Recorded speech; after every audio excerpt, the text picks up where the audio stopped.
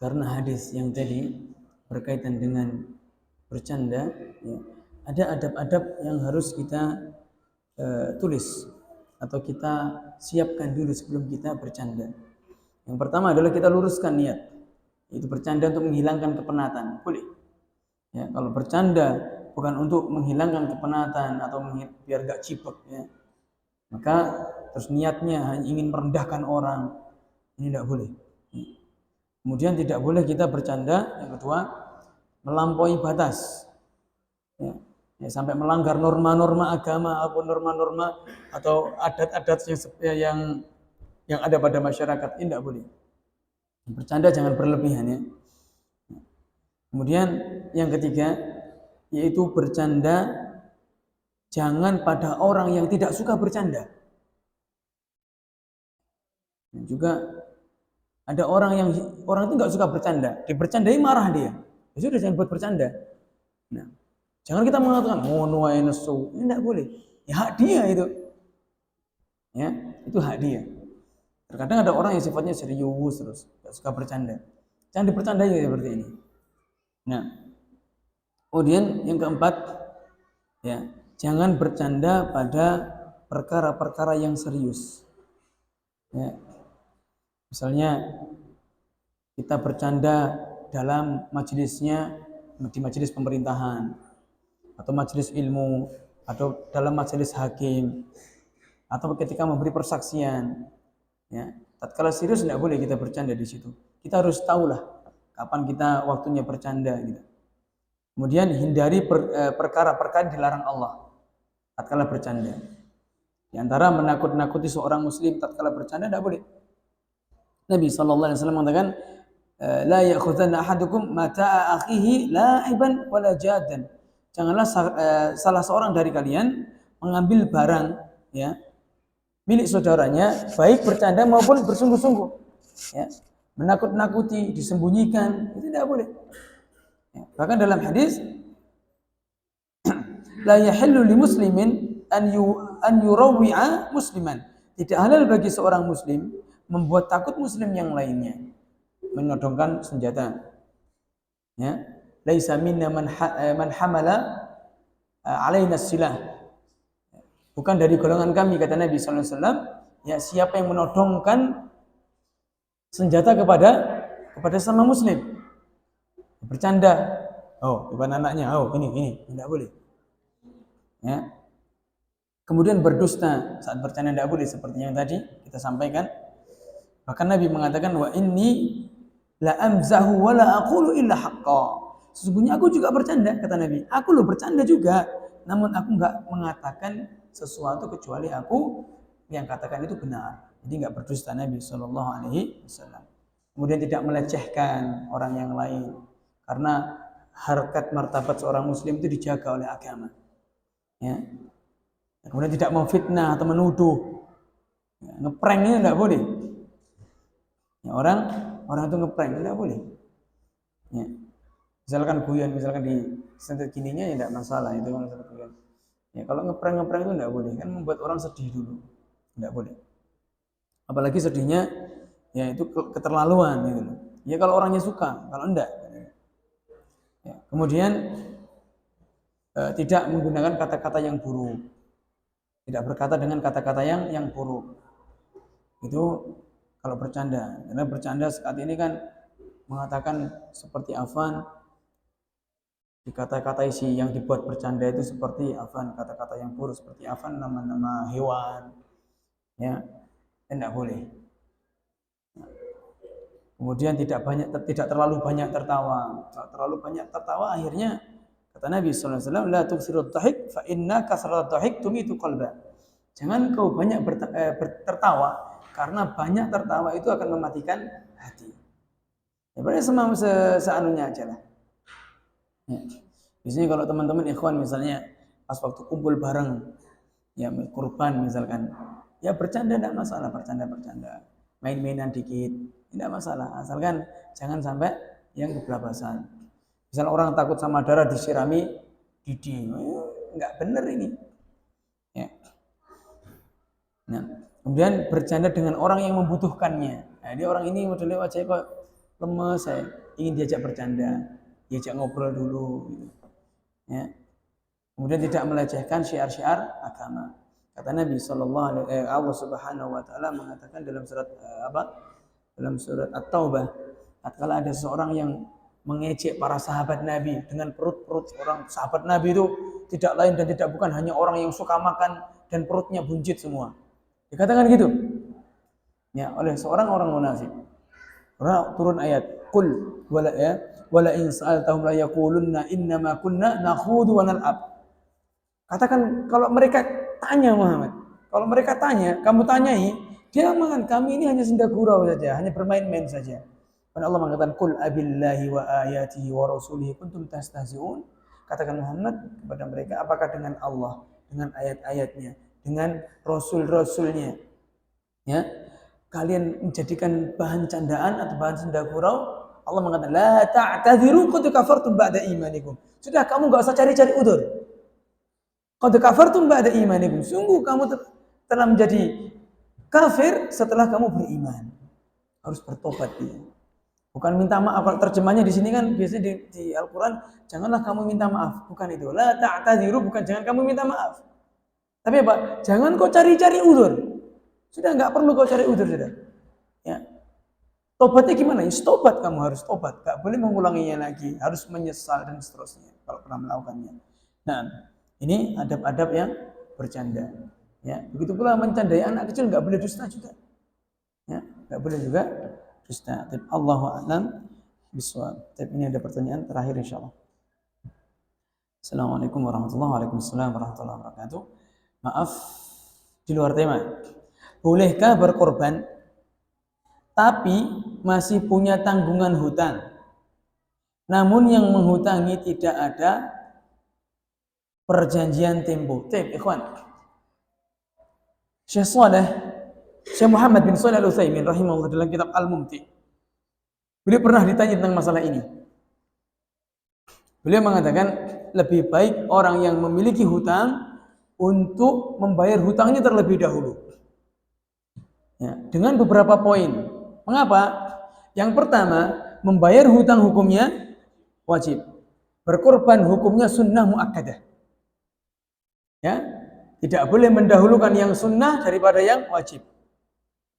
Kemudian yang kedua, berhutang itu hubungannya antara kita dengan hamba, dengan sesama manusia.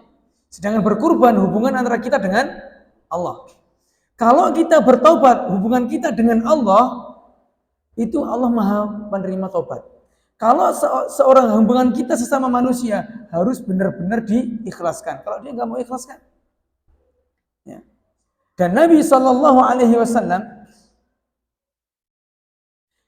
tatkala mau mensolati jenazahnya sahabat, bertanya, apakah dia punya hutang?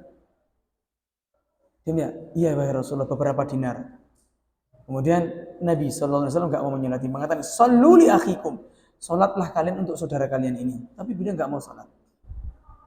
Ya, kemudian Abu Bakar mendatangi Nabi SAW, "Ya Rasulullah, hutangnya dia saya yang jamin, saya yang melunasinya." Ya, setelah itu Nabi SAW menyolatinya. Setelah hutangnya lunas. Ya. Dan hutang juga, tatkala orang mati, dia punya hutang dan belum sampai dolonasi, maka amal baiknya tidak sampai naik ke langit. Ya, bisa jadi amalnya. Dan yang terakhir, tatkala orang punya hutang, ya, dia di akhirat nanti bisa jadi mengurangi pahalanya.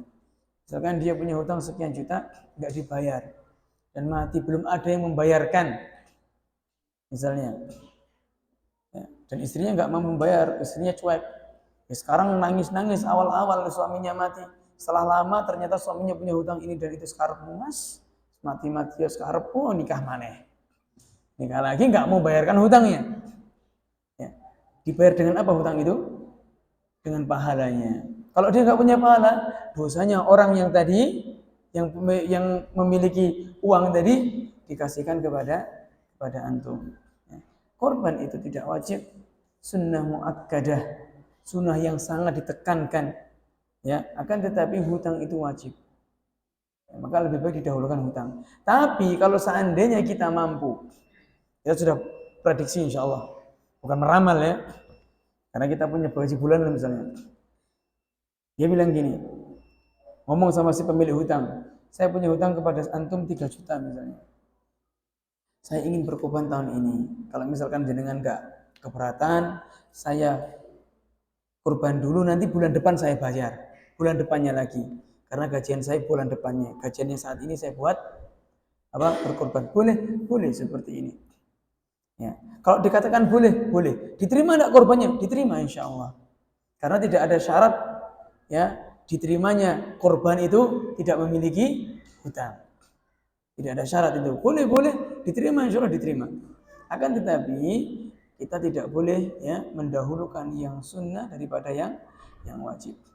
Nah, orang sholat qiyamul lail 11 rakaat setiap hari, tapi dia subuhnya enggak sholat.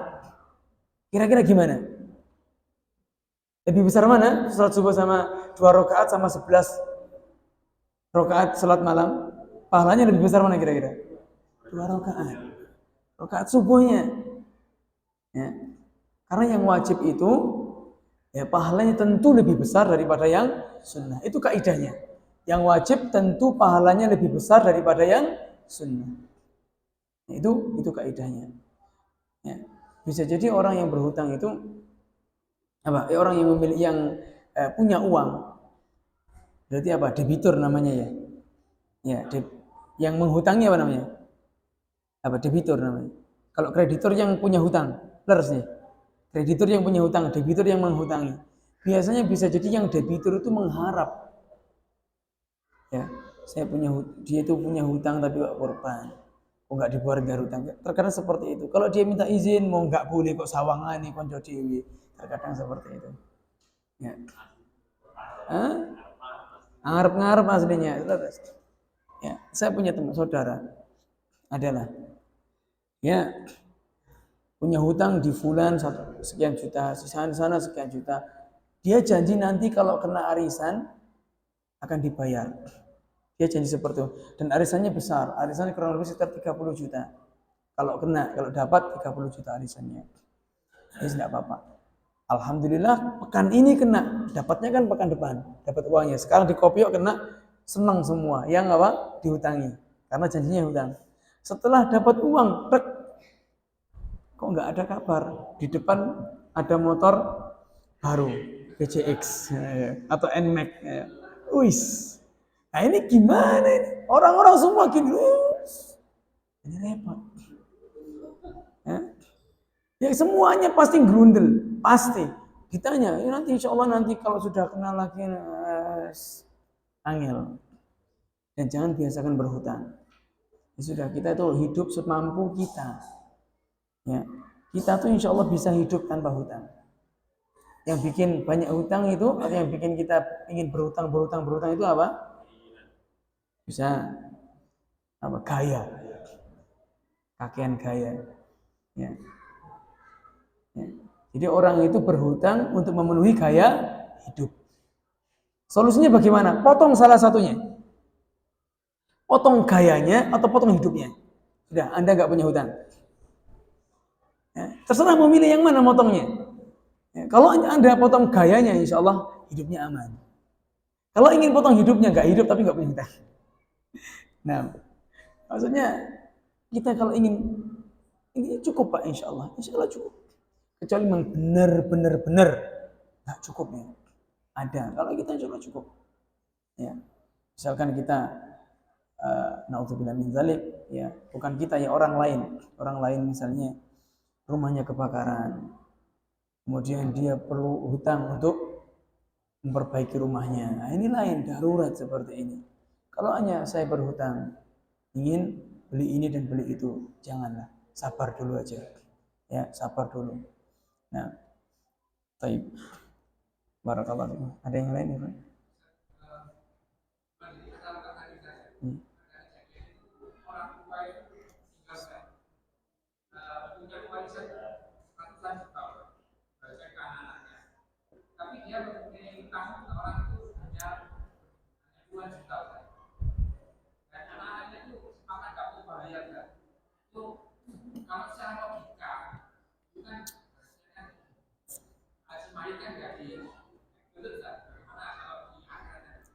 Nah, itu anak-anak durhaka ya. Dan dia anak-anak itu anak-anak yang zalim. Ya. Harta warisan itu sebelum dibagikan itu harus ditunaikan dua hal dulu. Yang pertama, membayarkan hutang si mayit jika dia punya hutang dari harta itu. Yang kedua, untuk wasiat. Wasiat nggak boleh dari sepertiga harta. Ya, setelah itu dibagi warisannya. Jadi apa? Hutangnya dulu, kemudian wasiat. Ya, kemudian tambah lagi satu lagi untuk biaya kematiannya tadi. Kain kafan, kuburan, jika perlu ambulan. Nah, sisanya baru diwariskan. Nah, kalau seandainya dia nggak mau mewariskan, nggak mau nggak membayarkan dari harta warisan tersebut, ya maka si anak tadi zalim kepada dua orang. Ya, yang pertama zalim kepada orang tuanya. Ya. Yang kedua dia zalim kepada orang yang dihutangi tadi. Ini anak apa nih? Ini kurang ajar seperti ini. Nggak benar. Nggak benar seperti ini. Harus apa? Harus dibayarkan terlebih dahulu. Nah, ini pentingnya Pak kita mengajak keluarga kita itu untuk taklim ngaji biar tahu semua. Kadang anak itu ngawur. Ya. Abah punya hutang sekian, terus nggak ngurus, sampean mati urusanmu, sampean sudah dipendem urusanmu sudah. Yang penting saya menikmati harta jenengan. Ada seperti itu. Bahkan ada anak di TV itu ya, melaporkan ke polisi gara-gara untuk mendapatkan warisannya siapa? Bapaknya. Ini gitu. Ibunya sendiri dilaporkan, Pak. Ini gimana? Ya. Padahal istri kan juga mendapatkan warisan 1/8 kalau ada anak. Kan gitu. Malah ini dilaporkan. Ini enggak boleh. Ya. Anak durhaka, naudzubillah min dzalik. Semoga Allah Subhanahu wa taala memberikan kita anak-anak dan keluarga yang saleh dan salihah. Karena itu harapan kita. Kita akhirnya kafaratul majlis. Subhanakallahumma wa bihamdika asyhadu an la ilaha illa anta astaghfiruka wa atubu ilaik. Assalamualaikum warahmatullahi wabarakatuh.